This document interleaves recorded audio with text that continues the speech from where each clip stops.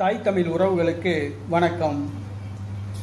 ஜெயலலிதாவை எதிர்த்து போட்டியிட்ட தேவேந்திரகுல தலைவர் என்ற தலைப்பில் இந்த காணொளியை நாம் காண்கின்றோம்.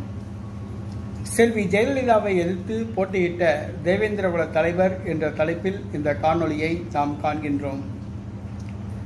2002ஆம் ஆண்டு செல்வி ஜெயலலிதா ஆண்டிப்பட்டியில் நடைபெற்ற இடைத்தேர்தலில் போட்டியிட்டார். அப்பொழுது திமுக சார்பில் வைகை ராஜா என்ற வேட்பாளர் நிறுத்தப்பட்டார். ஓ பன்னீர்செல்வம் தமிழகத்தின் முதலமைச்சராக இருந்தார். செல்வி ஜெயலலிதா ஆண்டிப்பட்டியில் வெற்றி பெற்றவுடன் ஓ பன்னீர்செல்வம் ராஜினாமா செய்வார். செல்வி ஜெயலலிதா மீண்டும் முதலமைச்சராக பொறுப்பேற்பார். இதுதான் திட்டம். செல்வி ஜெயலலிதா ஆண்டிப்பட்டியில் அவர் போட்டியிட்டார். அவரை எதிர்த்து பல கட்சிகளும் வேட்பாளர் நிறுத்தின.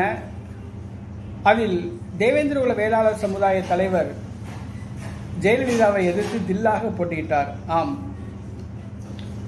புதிய தமிழகம் கட்சி தலைவர் டாக்டர் கிருஷ்ணசாமி செல்வி ஜெயலலிதாவை எதிர்த்து போட்டியிட்டார்.